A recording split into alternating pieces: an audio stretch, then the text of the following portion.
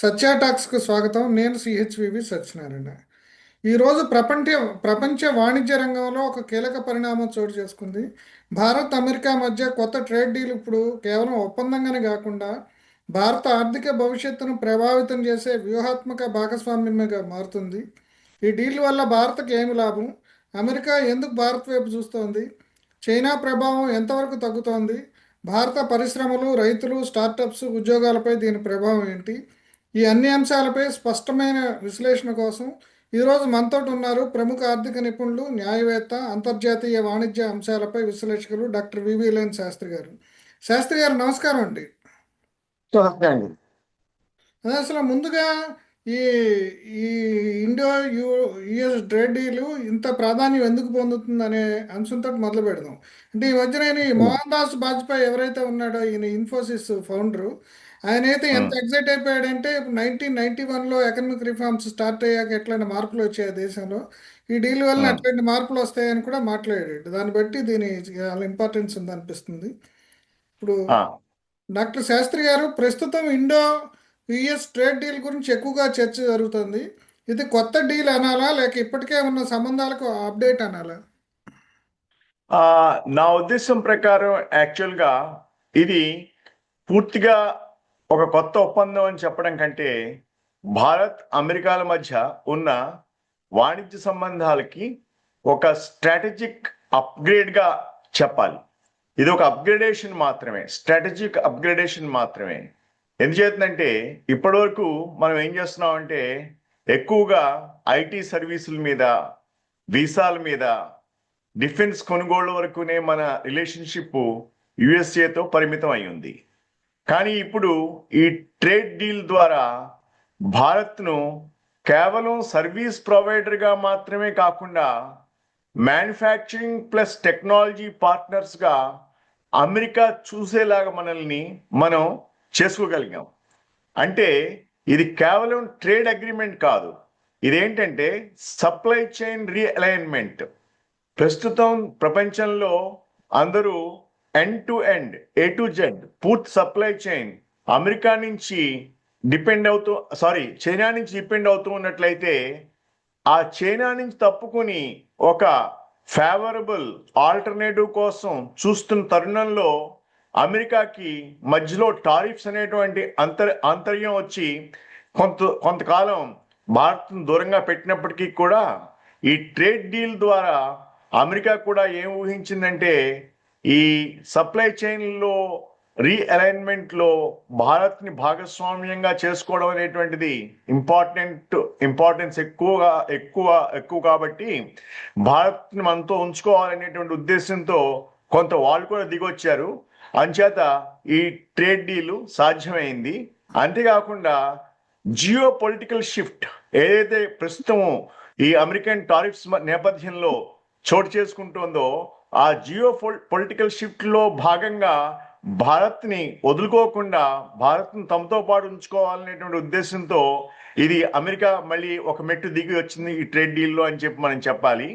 అంతేకాకుండా దీర్ఘకాలిక ఆర్థిక భాగస్వామ్యం కోసం భారత్ అమెరికాల మధ్య జరిగిన ఒక టెక్నాలజీ మరియు మ్యానుఫ్యాక్చరింగ్ పార్ట్నర్షిప్గా చెప్పాలి.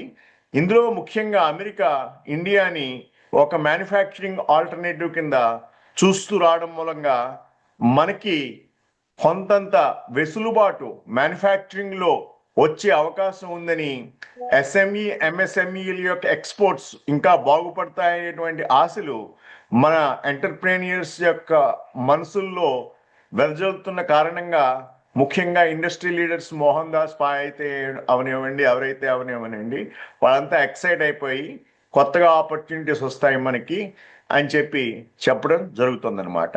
అయితే ఇది ఇంతకీ ఒక ట్రేడ్ డీల్ ఇనీషియల్ స్టేజ్ గానే మనం అభివర్ణించాలి.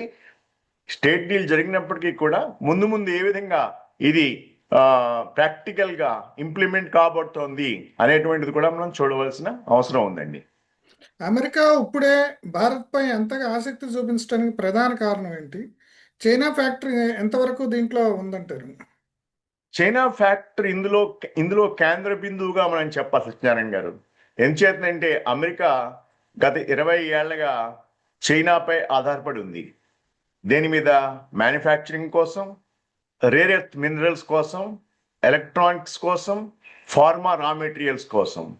కానీ ఇప్పుడు ఈ trade wars, tech restrictions, geo political risks వల్ల చైనా ప్లస్ వన్ స్ట్రాటజీ అమెరికాకి తప్పనిసరి అయింది. ఆ నేపథ్యంలో క్రెడిబుల్ ఆల్టర్నేటివ్ అనేటువంటిది అమెరికా కనిపించట్లేదు. చిన్న చిన్న కంట్రీస్ వియత్నాము, టైవాను ఇటువంటివి కొంత కొంత పూడుస్తున్నప్పటికీ కూడా అన్నీ కలిపి ఎక్కువ భాగం మ్యానుఫ్యాక్చరింగ్ లో చైనా ప్లస్ వన్ గా ఆవిర్భవింపగలిగేటువంటి ఒక దేశం అమెరికా కనిపించట్లేదు.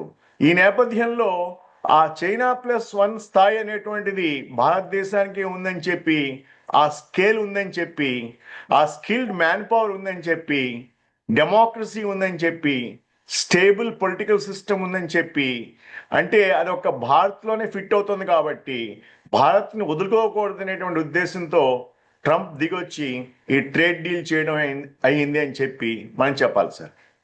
ఓకే అండి. ఈ ట్రేడ్ డీల్లో భారత్కి ఎక్కువగా లాభం దక్కే రంగాలు ఏంటి? ఐటీ, ఆ, ఫార్మా, డిఫెన్స్ మ్యానుఫ్యాక్చరింగ్, ఆ, డిఫెన్స్ మ్యానుఫ్యాక్చరింగ్ ఏ రంగం ఎక్కువగా లాభపడుతుంది అంటారు ఈ ట్రేడ్ డీల్ వల్ల?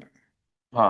దీంట్లో ఒక రంగం ఎక్కువగా లాభపడుతుందని అయితే నేను చెప్పను, కానీ 4 రంగాలు ఈ ట్రేడ్ డీల్లో చాలా ఇంపార్టెంట్ గాను మరియు కీలకంగాను ఆవిర్భవించబోతున్నాయని చెప్పి చెప్తానండి. అవి ఏంటంటే, ఒకటి మ్యానుఫ్యాక్చరింగ్ లో electronics, semi conductors, EV components, అవి ఫ్యాక్టరీలు భారత్లోకి రాబోతున్నాయి అమెరికన్ ఫైనాన్షియల్ కొలాబరేషన్తో. అంటే మ్యానుఫ్యాక్చరింగ్ వచ్చి ఇండియా జరుగుతుంది, మార్కెట్ వచ్చి అమెరికా అనమాట. సో ఆ విధమైన రిలేషన్షిప్ మనకి కుదరబోతుంది అనమాట, ముఖ్యంగా ఎలక్ట్రానిక్, సెమీ కండక్టర్స్, ఈవీ కాంపోనెంట్స్లో. ఇంకా ఫార్మా హెల్త్ కేర్లో వచ్చి మనం ఆల్రెడీ ప్రపంచ ఫార్మసీలో టాప్ అగ్రగామిగా ఉన్నాం. దీంతో యుఎస్ మార్కెట్ యొక్క యాక్సెస్ ఇంకా పెరిగే అవకాశం ఉంది. అంతేకాకుండా డిఫెన్స్, ఏరోస్పేస్ ఇప్పటి వరకు కొనుగోలు జరుగుతున్నాయి. ఇప్పుడు జాయింట్ ప్రొడక్షన్, టెక్ ట్రాన్స్ఫర్ కూడా జరిగే అవకాశం ఎక్కువగా ఉంది. డిజిటల్ అండ్ ఏఐలో జీసీసీలు, AI researching, cloud, cyber security ఉద్యోగాలకు, విలువలకు కూడా ఈ ట్రేడ్ డీల్ బూస్ట్ ఇచ్చే అవకాశం ఉందండి. ఓకే అండి. అంటే భారత్ చాలా కాలంగా మేక్ ఇన్ ఇండియా అంటుందండి. ఈ యుఎస్, ఇండో యుఎస్ డీల్ వలన నిజంగా మేక్ ఇన్ ఇండియాకి బూస్ట్ వస్తుందా, లేక కేవలం మాటలకే పరిమితమా? ఎందుకంటే ఎంత మేక్ ఆ ఇండియా గురించి మాట్లాడినా ఇప్పుడు మన దగ్గర ఒరిజినల్ టెక్నాలజీ లేదు, ఒరిజినల్ ఆర్ఎండి లేదు, రీసెర్చ్ లేదు. మనం యా, మాట్లాడుతున్నాం. ఒక విధంగా మనం రేషనల్ గా హేతువాదంతోనూ హేతుబద్ధతతోనూ ఆ, మరియు నిజం చెప్పాలంటే మేక్ ఇన్ ఇండియా అనేటువంటిది actually make America great again అనే దానికి పునాదిగా మనం భావించాలి. మేక్ ఇన్ ఇండియా అని మొట్టమొదట స్వావలంబన్ని ప్రతిపాదించింది మన మోడీయే. అటువంటి స్లోగన్తో ముందుకెళ్తున్న సమయంలో మన వాళ్ళనే కాపీ కొట్టారని చెప్పాలి అమెరికన్స్ కూడా. కానీ ఈ మేక్ ఇన్ ఇండియాకి ఈ డీల్ నిజంగా బూస్ట్ ఇస్తుందా అంటే సమాధానం ఏంటంటే 100% అవునండి. కానీ షరతులు వర్తిస్తాయి. ఆ షరతులు ఏంటంటే, మేక్ ఇన్ ఇండియా ఇప్పటి వరకు కూడా గవర్నమెంట్ పుష్ గాను, గవర్నమెంట్ మేక్ ఇన్ ఇండియా అంటూనే ఉంది, కానీ దానికి తగ్గ పెట్టుబడులు అయితే మన ప్రైవేట్ సెక్టర్ నుంచి రావట్లేదు. అవన్నీ కూడా ఇన్సెంటివ్స్ బేస్డ్ పెట్టుబడులుగా మారిపోయాయి. అటువంటి పరిస్థితుల్లో ఇప్పుడు గ్యారంటీడ్ యుఎస్ డిమాండ్ ఒకటి ఈ ట్రేడ్ డీల్ ద్వారా ఏర్పడుతోంది కాబట్టి, లాంగ్ టర్మ్ కాంట్రాక్ట్స్ ఏర్పడే అవకాశం ఉంది కాబట్టి, సప్లై చైన్ బేస్గా భారతదేశానికి ఒక హబ్గా అమెరికా మార్చుకోబోతుంది కాబట్టి డెఫినెట్లీ ఈ మేక్ ఇన్ ఇండియా అవుతోంది అని చెప్పాలి. అంటే ఇక్కడ make in India is equivalent to sell to America అనమాట. Make in India, sell to America, ఆ స్లోగన్ అనేటువంటిది వస్తోంది. ఇది మాటల డీల్ కాదు, ఫ్యాక్టరీలు, క్యాపిటల్, ఉద్యోగాలు నిజంగా వచ్చే ఒక డీల్గా మనం అభివర్ణించాలండి. ఓకే. రైతులు, ఎంఎస్ఎంఈల గురించి ఈ ఒప్పందంలో వాళ్ళకి అవకాశాలు ఉంటాయా? లేక అమెరికా కంపెనీలతోటి వారి ఇబ్బంది ప్రభావం ఉంటుందా? ఎందుకంటే అగ్రి ప్రొడక్ట్స్కి, అమెరికన్ అగ్రి ప్రొడక్ట్స్కి ఇప్పుడు ఇండియా ఒక డంపింగ్ యార్డ్ అవుతుంది అనేది చాలా మంది భయపడుతున్నారు. రైతుల ప్రయోజనాలు దెబ్బతింటాయని, అట్లాగే ఎంఎస్ఎంఈలు కూడా దెబ్బతింటాయని చెప్పేసి. ఉమ్. ఇందులో మనం ఆ, విశ్లేషణాత్మకంగా ఈ ప్రశ్నని చూసినట్లయితే దీనికి సమాధానం ఎలా ఉందంటేనండి, రెండు వైపులా కూడా ఉంది. దీంట్లో అవకాశాలు అయితే ఏంటంటే భారత్లోని అగ్రో రైతులు ఎంఎస్ఎంఈలకి అవకాశాలు ఏంటంటే అగ్రో ప్రాసెసింగ్కి ఎక్కువ ప్రోత్సాహకం వస్తుంది ఈ టెడ్ డీల్ వల్ల. అంతేకాకుండా ఆర్గానిక్ ఎగుమతులకు కూడా ఎక్కువ ప్రోత్సాహకాలు వస్తాయి. అదేవిధంగా ఫుడ్ ప్రాసెసింగ్ యూనిట్స్ కూడా ఎక్కువగా ఈ ట్రేడ్ డీల్ వల్ల ఇంకా అవి స్థిరపడడం, ఇంకా కొత్తవి ఏర్పడడం కూడా ఉండేటువంటి అవకాశాలు ఉన్నాయి. అయితే ఒకటి గుర్తుంచుకోవాల్సింది ఏంటంటే దీనివల్ల ఫార్మర్స్ ఇంట్రెస్ట్ అంతగా ఏం దెబ్బతినవు. ఎందుచేతంటే తెలివిగా మన వాళ్ళు ఫార్మర్స్ ఇంట్రెస్ట్ని సేఫ్ గార్డ్ చేశారు. ఏ విధంగా అంటే మన ఇండియాకి అమెరికా నుంచి మెయిజ్ కానీ, వీట్ కానీ, రైస్ కానీ, సోయాబీన్ కానీ, పౌల్ట్రీ, మిల్క్, చీజ్ కానీ, ఇథనాల్, ఫ్యూయల్, టొబాకో కానీ, అదేవిధంగా సెన్సిటివ్ సెక్టర్స్ అయిన బాస్మతి రైస్ కానీ, స్పైసెస్ కానీ, టెక్స్టైల్స్ కానీ ఈ ఎగుమతుల్ని అమెరికా నుంచి ఇండియాకి దిగుమతికి ఒప్పుకోలేదు. సో అందుచేత మన ఫార్మర్స్ ప్రొటెక్ట్ చేయబడ్డారు ఈ డీల్ ద్వారా అని చెప్పాలి. అయితే ఇక్కడ ఉన్న సవాల్ అయితే ఏంటంటే ఇప్పుడు కాకపోతే కొంతకాలానికి అయినప్పటికీ కూడా ఇండియా అనేటువంటిది ఈ ప్రొటెక్షనిజంలోనే ఉండిపోకుండా యుఎస్ అగ్రో ప్రొడక్ట్స్కి పోటీగా మనం కూడా నిలబడగలగాలి. ఆ నిలబడగలిగిన నాడే మన సామర్థ్యత ఉంటుంది. అంతేకాని మన సామర్థ్యత ఒకరిని తొక్కిపెట్టడం వల్ల రాదు కదా.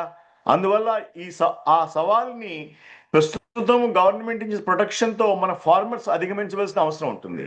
అంతేకాకుండా మన దగ్గర ఈ అగ్రికల్చరల్ ప్రొడక్ట్స్లో ఎక్స్పోర్ట్ ఆపర్చునిటీస్ విరివిగా రాబోతున్నప్పటికీ కూడా దాంట్లో ఉన్న పెద్ద ప్రాబ్లం ఏంటంటే స్టాండర్డ్ అండ్ క్వాలిటీ నిబంధనలు మన వాళ్ళు ముఖ్యంగా పాటించినవి. ఇవి ఒక సవాల్ మన వాళ్ళకి. ఆ సవాల్ని కూడా మన వాళ్ళు అధిగమించినాడు డెఫినెట్గా మన ఎంఎస్ఎంఈలకి, రైతులకి కూడా ఈ ట్రేడ్ డీల్ ఉపయోగపడుతుందండి. అందుకే ఎంఎస్ఎంఈల్లో ముఖ్యంగా కావాల్సింది ఏంటంటే టెక్నాలజీ ఒకటైనట్లయితే ఫినాన్స్ ఇంపార్టెంట్ థింగ్. ఇండియాలో స్కిల్ అప్గ్రేడేషన్ అనేటువంటిది కూడా ఇంపార్టెంట్ థింగ్. వీటిని ఇటు డొమెస్టిక్ ఇన్స్టిట్యూషన్స్ ద్వారా అయినా, అటు ట్రేడ్ రిలేషన్షిప్ ద్వారా కొలాబరేషన్స్లో అయినా ఏర్పాటు చేయగలిగినాడు వస్తున్నాడు. మనకి ఈ ఇదేమంటాం, ఈ రైతులు, ఎంఎస్ఎంఈలు కూడా బాగుపడే అవకాశాలు ఈ ట్రేడ్ డీల్ ద్వారా ఎక్కువగా ఉన్నాయని మనం చెప్పాలండి. డిఫెన్స్ టెక్నాలజీ ట్రాన్స్ఫర్కి సంబంధించి ఇప్పుడు చాలా కీలకంగా కొన్ని అభిప్రాయాలు వినపడుతున్నాయండి. అంటే భారత్ వరకు డిఫెన్స్ కొనుగోలుదారుగా మాత్రమే ఉంది. ఇప్పుడు డిఫెన్స్ టెక్నాలజీలో, మ్యానుఫ్యాక్చరింగ్లో భాగస్వామిగా మారే అవకాశం ఉంది ఈ డీల్ వల్ల. నా సమాధానం ఏంటంటే ఇది చాలా కీలక మార్పుగా మనం డిఫెన్స్ టెక్నాలజీ ట్రాన్స్ఫర్లో చూడాలండి. ఏం చేస్తుందంటే ఇంతవరకు కూడా భారత్ అనేటువంటిది బయ్యర్, అమెరికా దృష్టిలోను మన దృష్టిలోనూ కూడా. అయితే ఇక పైనుంచి భారత్ అనేటువంటిది కో డెవలపర్, అమెరికాతో పాటు కో డెవలపర్ ఈ ట్రేడ్ డీల్ ద్వారా.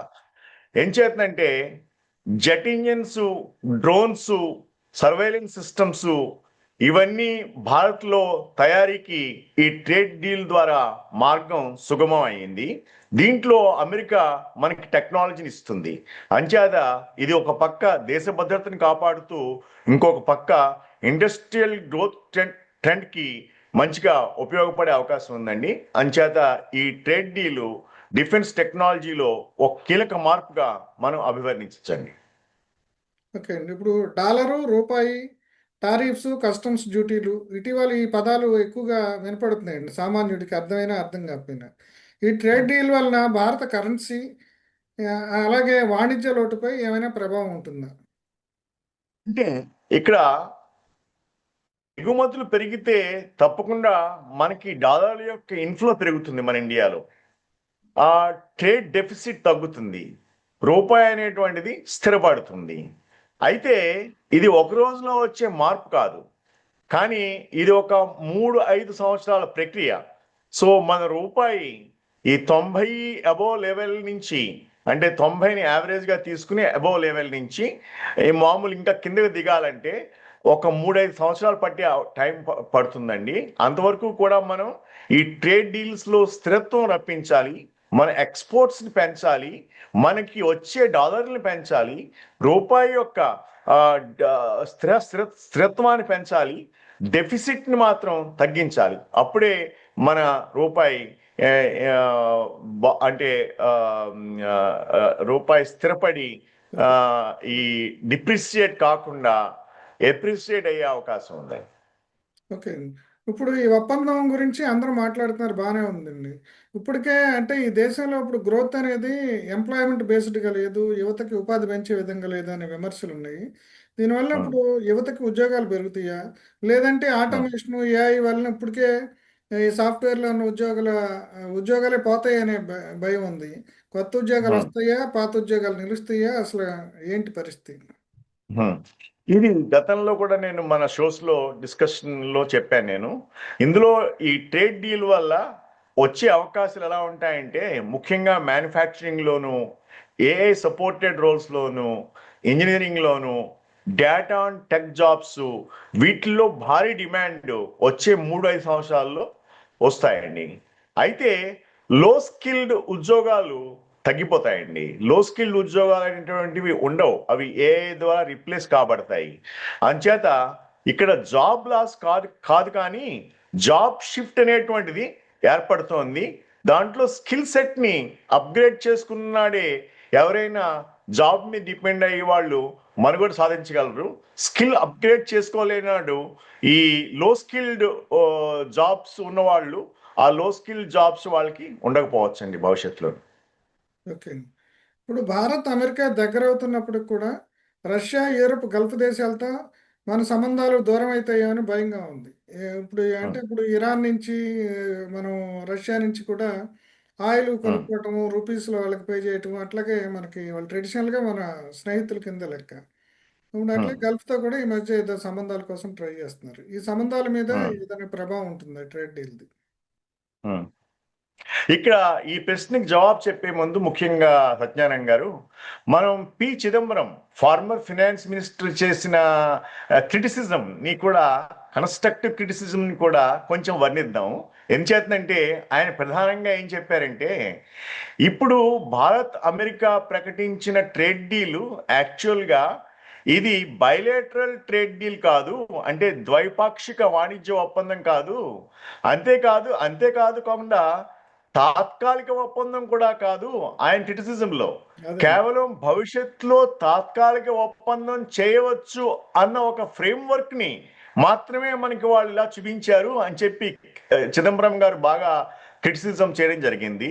అంతేకాకుండా ఆయన అనేది ఏంటంటే, వాణిజ్యంలో ఇలాంటి ఫ్రేమ్వర్క్లు ఉద్దేశాన్ని మాత్రమే చూపిస్తాయి, చట్టపరమైన హక్కులు లేదా అమలు చేయగల లాభాలు అనేటువంటివి ఏవి ఇవ్వవు. అందుకే విజయోత్సవాలు చేయడం ముందు చూపు లేనిదని ఆయన అంటున్నారు అనమాట. అంటే ముందుగానే విజయోత్సవాలు చేయకండి ట్రేడ్ డీల్ని చూపించి అదే. అని చెప్పి మన చిదంబరం గారు క్రిటిసిజం చేస్తున్నారు. ఆయన అనేటువంటిది ఏంటంటే, టారిఫ్ తగ్గింపులు కానీ, మార్కెట్ యాక్సెస్ కానీ, పరస్పర ప్రయోజనాలు కానీ ఇప్పుడే హామీగా లేవు. ఇవన్నీ భవిష్యత్ చర్చలు విజయవంతమైతేనే సాధ్యము అని చెప్పి ఆయన చాలా భారీగా క్రిటిసిజం చేశారు.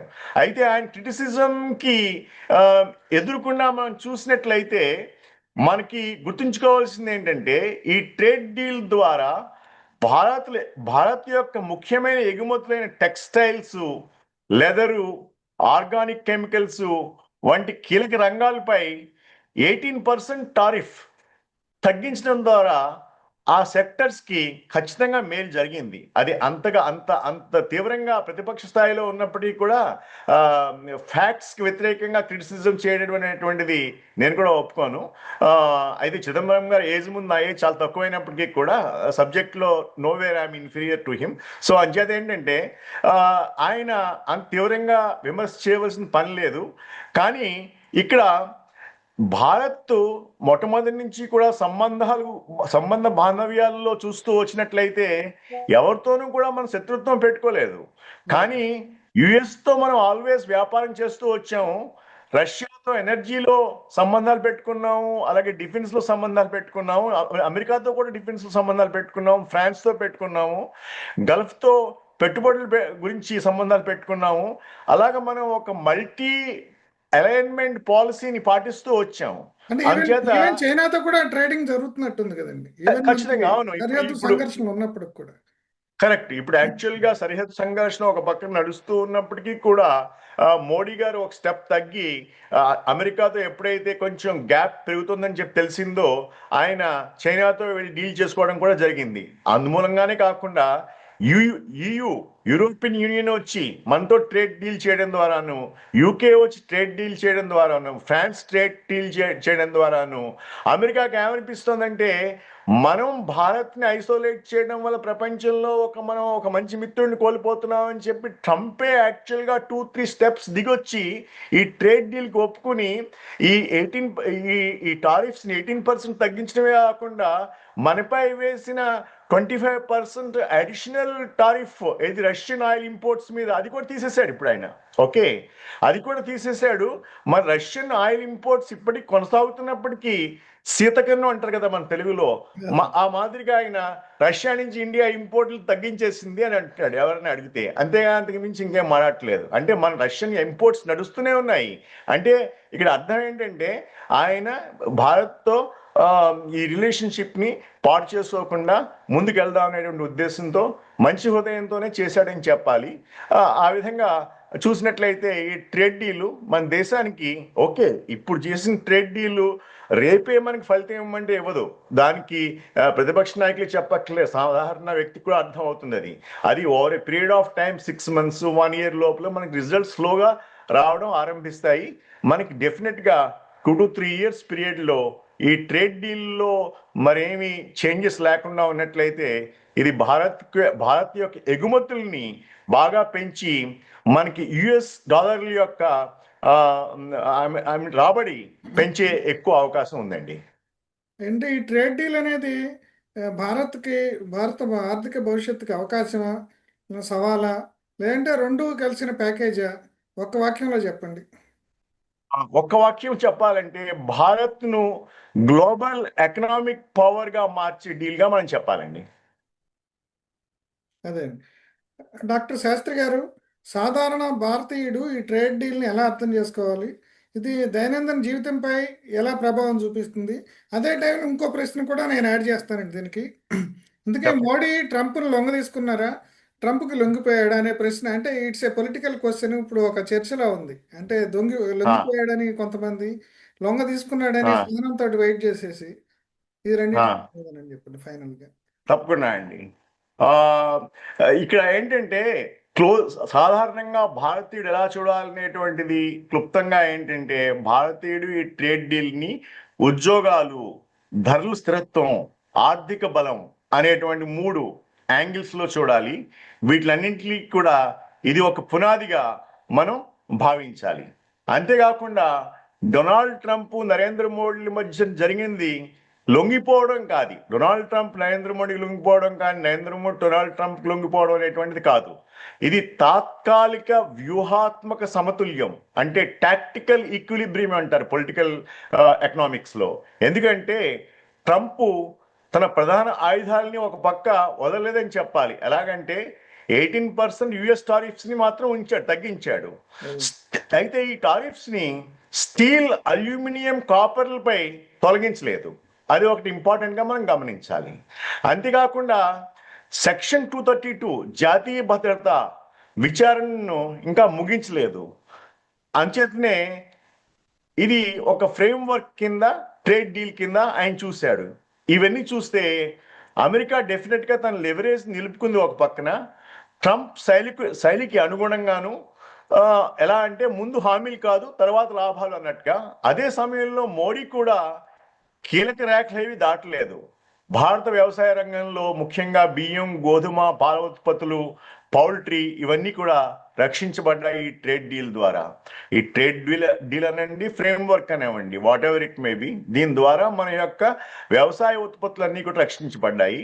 అదేవిధంగా సున్నిత రంగాలపై వెంటనే మార్కెట్ అమెరికాకి తెరవలేదు భయపడిపోయి మోడీ.